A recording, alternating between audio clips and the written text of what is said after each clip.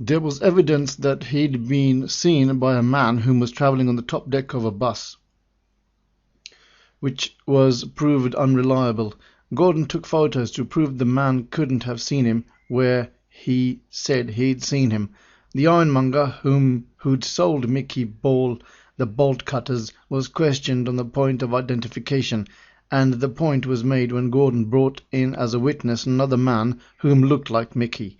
This sowed some seeds of another man whom looked like This sowed some seeds of doubt. During the fracas of the robbery, where some resistance had been put up by the couriers transporting the money, Gordon's hat had been knocked off and now was an exhibit for the prosecution. Some money went into the hands of a police officer, and the hat was changed for a much bigger one. If the witness swore that the hat came from Gordon's head, then his head and the hat size would match. In court, they didn't. Gordon made some unfortunate comments to the crestfallen prosecution as he left the court, which he would later regret. The police had been made to look foolish, but were to have their day. The bowler hat gang now had a lot of cash to invest in their next robbery. They wore these bowler hats and the suits they wore because, is a kind note from myself, you wouldn't suspect a policeman or a postman as he walked past you, would you? Because he'd be wearing the uniform, so your mind and heart are conditioned to think that they are policemen or postmen, so you don't question them. Who are they? Where they're going?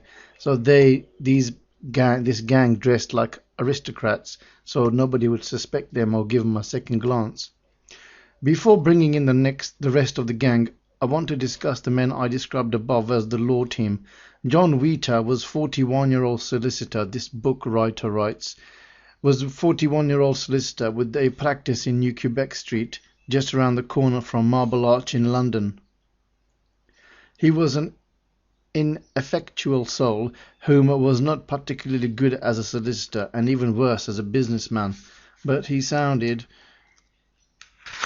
as though he was a gentleman and had a good service record from the army, where he had risen to the rank of major during the war. Mr. Wheat had enough confidence in his managing clerk to leave the most of the criminal stuff to him. His managing clerk was Brian Field, 28, twice married and about corrupt as they come.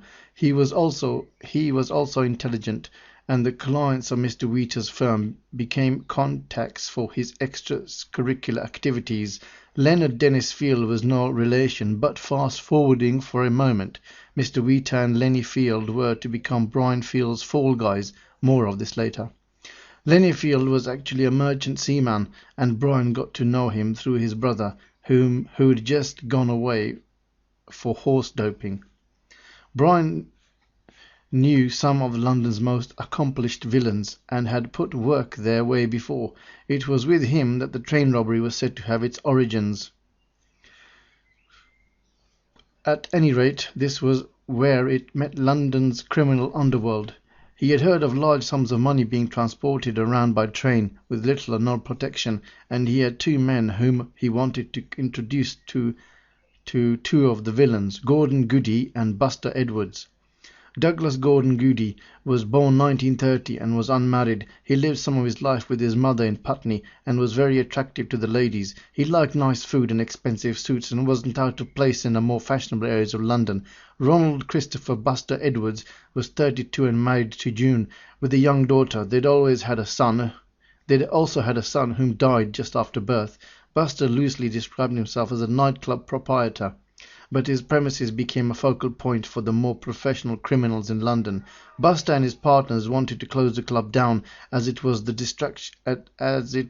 distraction from his family life, and the excessive drinking had brought its own problems with the family, his health and the law. This was 5 years or so before the breathalyzer was introduced, but nevertheless the police were hot on drink drivers. Following a bungled robbery in West Country, during which Buster had received a few injuries, and a crash on the way back to London, which gave him even more, they trashed the nightclub and decorated it with Buster's blood to make it look as though there had been a fight with the rival gang, and claimed the insurance. Buster could then get some medical attention.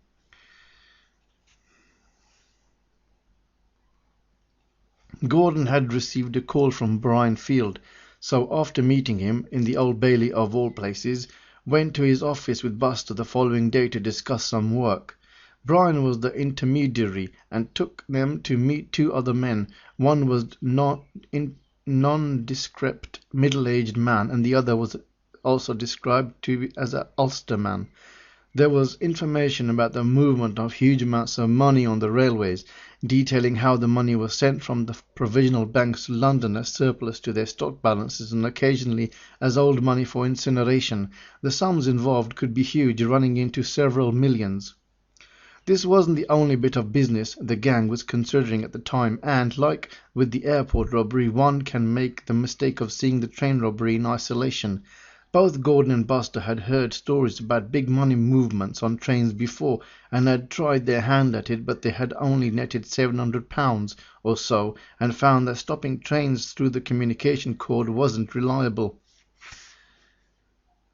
They were quietly sceptical about another foray into the railways, but they found there were no passengers on the mail trains anyway. However, it was worth a thought because Brian had been reliable before and Ulsterman had seemed confident in his information.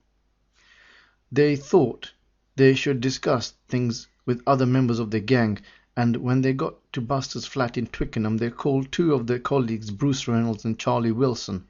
Bruce Richard Reynolds was a 32-year-old veteran of much criminal activity.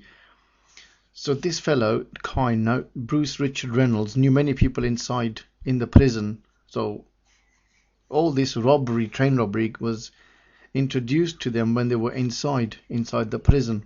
They made their plans, I assume, inside the prison. Old veteran, much criminal activity, which had seen him sent to prison in past. For most people, prison sounds like a grim experience, but for criminals, it's an ideal place where bonds are formed and here you go, and relationships grow. Bruce had intelligence, charm and wit, and for a thief whom was to rewrite the record books, he had a huge imagination. Like Gordon, he was a man whom oozed ability and took the life of a criminal as near to that of an artist as society could dare to let him. So here it says, Bruce had intelligence, charm, wit, and for a thief whom was to rewrite the record books, he had a huge imagination. It didn't take much imagination to pull off this train robbery, actually. Seeing that there was no one on board, they were saying. It like travelled empty. Growing up, Bruce had a pal with bright blue eyes, whom too had matured into a professional thief. He was both loyal and respected. His name was Charles Frederick Wilson. He was married to Pat and they had 3 daughters. This was the core of the team that had previously come together to act as Charlie's information to do the airport job. Again, the product of some... See, before they'd done the airport job, they left the offending article in the back seat so they would get caught. When they got caught, they ended up inside. When they got inside, they started to communicate with other members of the group. So this theory of this bank robbery and to conspire, construct and elude and progress and then to accomplish and then eventually to get caught again, this all happened inside when they were inside prison. They conspired this inside. It grew. This imagination, this thought of this robbery grew in their minds. They grew together inside and then they came outside. And then they conceived this. I've not read the whole book actually, so I'm just speculating. And again, the product of someone in know. This was a core team had previously come together to challenge. Again, the product of someone in know about the movement of money making up wages. After the airport robbery, the gang had driven from the airport to Norbury in North London, where some of Bruce's associates were waiting. James Edwards, Jimmy White, the veteran thief, paratrooper, and now thieves quartermaster. See, now this man is a paratrooper, he says, and they've been in the army, so they have knowledge of how you say hide and seek. In the army, you hide and seek, don't you? So they're waiting for this train, you see. They're waiting for the train. Even on the train tracks, they could be under the train and they could have, in fact, boarded the train from underneath the train. They were waiting as soldiers. They were waiting for this train as trained soldiers. Like in that Professionals. In the Professionals, there's a series where they all 3 of them stand up in the pub and they start singing the national anthem, the English Queen's national anthem, and then he says, see, none of them stand, and then they said, we're going to do the big one. So these thieves, these These criminals were in fact a similar sort of psychological mindset of these in this series of the professionals. So they're waiting for the train, you see, as army personnel.